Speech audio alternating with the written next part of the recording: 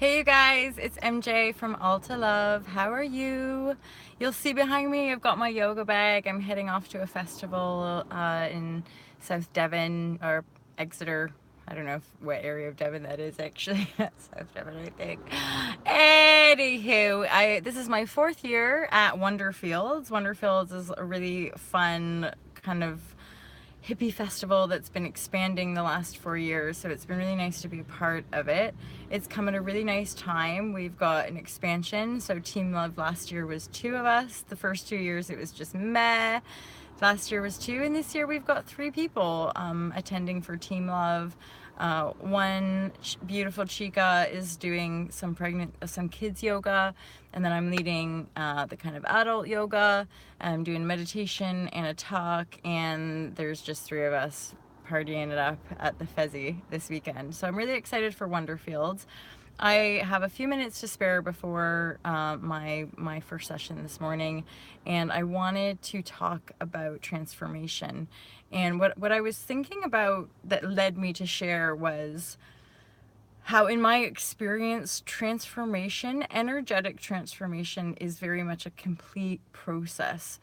Now, what that means on the physical is that we often really do have to lose everything from a past cycle.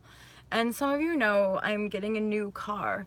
And because I'm picking it up today, I was thinking about that. And then I was thinking, wow, even this car is now complete. The phase, the energy of this car is complete with the completion of this transformation for me. And everything else has already bottomed out, and then now what I'm seeing is that tidal turn. So now it's like the wheel of fortune is turning back up again. Resources, new clients, new flows of abundance, new opportunities are coming in on a new level. But really, energetically speaking, every aspect, every energetic malalignment from this last phase really has left my life. There's and then what I'm doing energetically still is like clearing the residue. So when my mind goes into past thought, when I'm dwelling with, I'm still clearing and purging energy. I'm releasing, I'm letting go. I'm coming back to peacefulness. I'm coming back to my integrity. I'm coming back to my inner knowing, my inner peace, my inner compassion, and really yoking that technique, that process, as it were, to keep those self-love vibes really strong, to keep my mind focused on my mission, on what I feel my purpose is, on what I feel my highest potential is, and to keep seeing that through. And I'm really, yesterday with this full moon, oh yeah, this could be like a full moon update as well. Yesterday with the full moon, there was a moment of recognition between Katie and I, so Team Love, really the women that came into my life that made Alta Love really kind of ground down, you could say. It really started to physicalize in my experience when she came into my life. And then yesterday we were both staring up at the beautiful, beautiful full moon, and we just had this moment of we've arrived,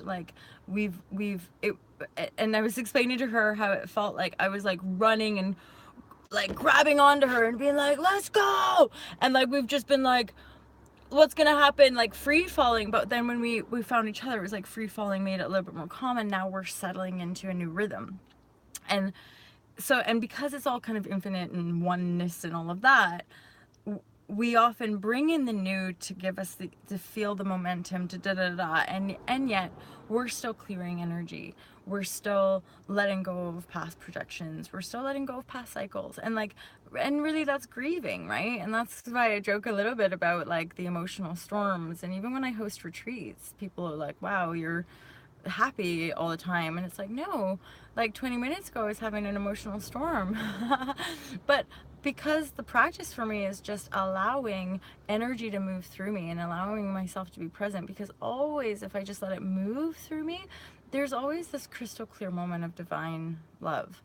There's always, when I bottom out, when I really let myself just go into the depth of that emotional field and clear out the pain, clear out whatever it is that I'm holding that's making me feel shit, pardon my French, that I can release it, right? I can just let that go, and then I feel better for it. Like, I was crying in the car on the way into London this morning, and it was bittersweet, but again, it's just like letting go. It's like very much grieving.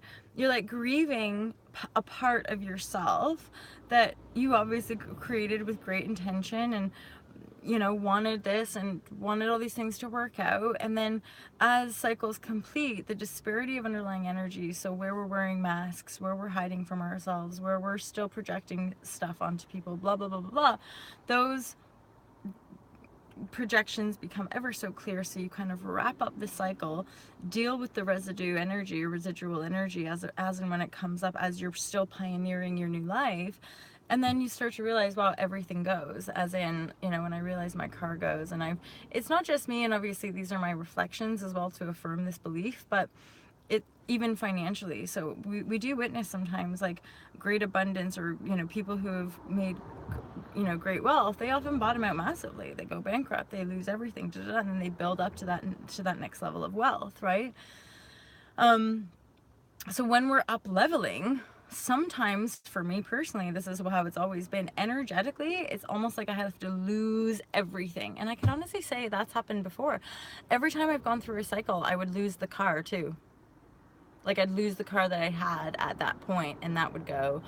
All the money I'd saved up. Like, my transformations have, like, most people wouldn't be this radical, or maybe wouldn't be as bold financially, but I always had this sort of this sense of unlimitedness. So I would just be like, fuck it, I'm just gonna go for it. And things would always work out miraculously, but there'd be some really dicey moments. Again, where like there'd be no money there, I'd have nowhere to live.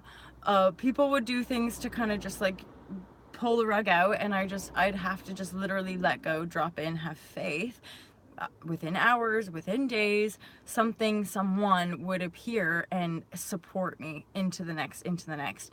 And it's always been this deepening commitment of energetic manifestation, of a deeper knowing within, that I couldn't vibrate, I couldn't resonate with like the mass senses, with the mass kind of perception, right? And so inwardly, over these last couple of decades, it's just been like, what is this? Don't you guys get this? Do you get this? And then finally, there's actual physical humans showing up in my reality who totally get it, who are totally desiring this expansion. And now we're like making stuff together and creating things together. And it's really exciting, because I realize how much of our ego really does kind of trip us up. And again, that's the falsehood ego. It's the ego part of us that has this self-image of who we are, what we're supposed to be. And although there is that, for me, it's the difference of recognizing it is very different when we're coming from a place of heart. Because when we're pretty much solely connected to the heart, our exchanges and the way we relate to ourselves is very different from when we're relating to ourselves of a place of conditioning, of judgment, of program, of genetics, ancestral programming, and all that kind of stuff. It just feels different. I think because we're living in such radical times of awakening, how we're feeling contrast in these human forms is more like radical, more dynamic. I talk about frequency jumps, but basically because we're enlightening quite quickly, it's like when we have enlightening experiences, or when people come into our lives and then they come out, it's like all of those kind of experiences help to inspire us for more, right? And then once we get a taste for more, and then we go back to the old paradigm, usually, but not always, usually what happens is that the old feels stickier than before, and then it gets stickier and stickier, and things get worse and worse, and they don't improve, and we keep making excuses, but they get worse and worse, i.e. patterns become more and more toxic, more and more grooved. And then eventually the elastic band gets so stretched as the pressure inside, the disparity inside, if we don't kill ourselves, the disparity inside will snap, and we'll just go, I can't do this anymore. That's again that hitting rock bottom, the skidding out, all that kind of thing when it comes to transformation. Once we skid out, that's usually when we'll start to see more stuff in our physical reality disappear, more people leaving, more da-da-da-da. And then it's like when we literally can't take any more, then the tide will start to turn, then the wheel. And again, this is why we can't compare, really, or compete with one another at all, because we are the only ones creating how we're experiencing this reality from within our sense of self, from within our sense of desired manifestation on a physical plane, on a earthly plane, in coexistence with other, a perceived other, but in essence, the awakening is realizing the other is you, an extension of your own soul self. But knowing the fullness of your soul self is the only way to really extend that love to other in an unconditional way. And again, I gotta say thank you to all of you, because every single human in my experience, I've come to this was my emotional storm. The beauty of it this morning was just such love and compassion for like all people. I was visualizing myself like people who I perceive as like my perpetrators, or people who I perceive as hurt me. In my vision, I'm like feeling this deep love and compassion, like kissing their feet. Just being like, I am so grateful to all the people in the perceived lightness, darkness, in the world of contrast. I'm so thankful for all the people who reflected back these energetic experiences, which have helped me have a deeper understanding of my own self. And because with each expansion, with each revolution, with each day, with each moment, I can keep expanding that love from a deeper resource of compassion and love, and then pull in that higher vision, which in my purest heart, that highest vision is like just a beautiful, harmonious planet. Like it is coming from a place of purely desiring humanity to be a happier humanity, a more authentic humanity, a more joyful, more grounded, a more in tune with nature, in tune with the planet, right? So when you fully invest in that, you recognize that everything in your reality is actually teaching you about how to be a better version of yourself. And you can either choose to like follow the breadcrumb trails, choose to stand in your power and say yes or no, or yes or no, and then keep leaping, basically, like keep leaping. And what I can say to you is that the leaps don't stop. But what's shifted for me in a very real way is, again, how I'm relating to my relationships, and how now the difference, and it's so comforting and relieving. Now what it feels like is I just have a few buddies to leap with, where earlier in my life when I was a teenager, it was like